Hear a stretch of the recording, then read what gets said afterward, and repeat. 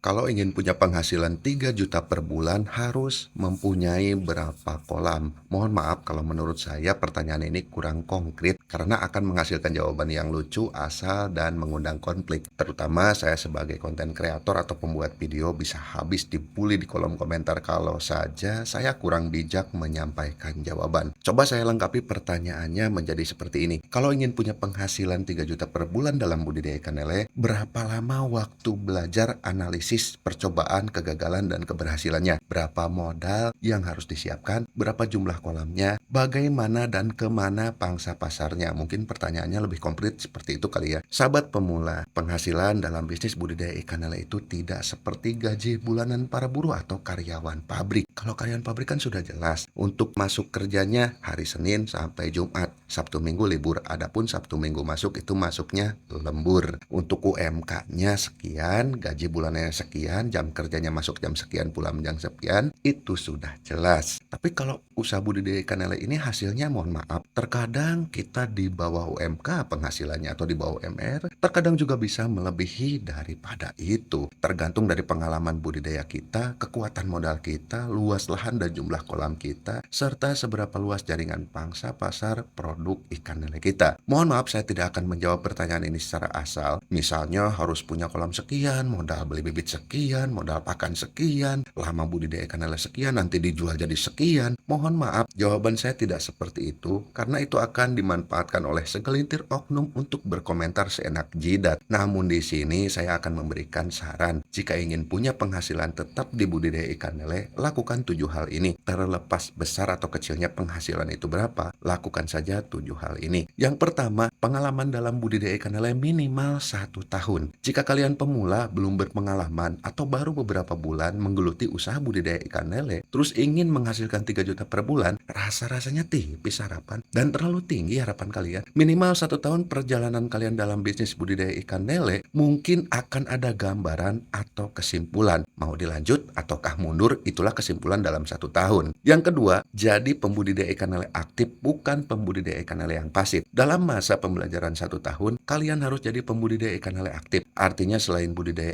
ikan, juga kalian lincah berinteraksi dengan orang yang satu profesi dengan kalian. Baik itu dengan sesama pembudidaya ikan lele, atau dengan broker, tengkulak, pengepul bandar, serta pedagang ikan lele di pasar. Kalau bisa, satu kabupaten kita tahu berapa jumlah pelaku usaha budidaya ikan lele. Hal ini akan memperluas jaringan pangsa pasar kalian. Yang ketiga, memiliki lahan yang cukup luas. Tapi mohon maaf, bukan berarti orang yang punya lahan sempit tidak bisa. Punya lahan sempit juga bisa. Namun kitanya harus lebih interaktif lagi. Misalnya, budidaya lele kita cuma 3 atau 4 kolam. Tapi kita aktif di pemasaran. Masarin ikan punya petani yang lain misalnya. Atau jadi broker atau jadi tengkulak kan bisa saja. Tapi lebih utama, memiliki lahan luas milik pribadi agar dalam menjalankan usaha ini kita punya ketenangan, tidak dikejar setoran. Yang keempat, memiliki kolam yang cukup banyak. Jawabannya sama seperti poin ketiga. Tapi diutamakan jumlah kolam kita cukup banyak agar bisa menghasilkan berbagai jenis ukuran ikan lele. Setiap pembeli itu kan berbeda-beda kebutuhannya. Ada yang butuh bibit lele, ada yang butuh ukuran lele sangkal, ada yang butuh lele konsumsi dan lain sebagainya. Yang kelima, memiliki modal yang cukup. Bukan berarti harus modal puluhan juta atau ratusan juta ya. Modal cukup di sini cukup untuk perputaran skala bisnis budidaya ikan lele yang kita jalani sesuai dengan kebutuhan pasar. Dan diutamakan modal dingin alias modal sendiri, bukan modal pinjam sana sini. Yang keenam, memiliki jaringan pangsa pasar yang cukup luas. Seperti penjelasan di poin kedua, yaitu jadilah pembudidaya ikan lele aktif. Di mana kalian aktif, insya Allah jaringan pasar kalian akan luas. Jika jaringan pangsa pasar kalian luas, maka kita bebas memilih mau jual kemana produk kita. Yang jelas kita pasti akan memilih pangsa pasar yang memiliki harga beli paling tinggi. Yang terakhir, manajemen keuangan yang rapi serta konsisten. Dua hal ini sangat dibutuhkan dalam segala jenis usaha. Gunakan uang modal kita sebaik mungkin dan jika ada keuntungan, alokasikan ke arah yang positif. Sekali lagi mohon maaf pertanyaan di atas tidak saya jawab secara lengkap karena terlalu lucu jika jawaban saya spekulatif. Semoga 7 poin saran dari saya bisa membuka wawasan kalian dalam bisnis budidaya ikan lele. Bisnis ini tidak bisa ditulis secara spekulatif karena cenderung berubah-ubah setiap siklusnya.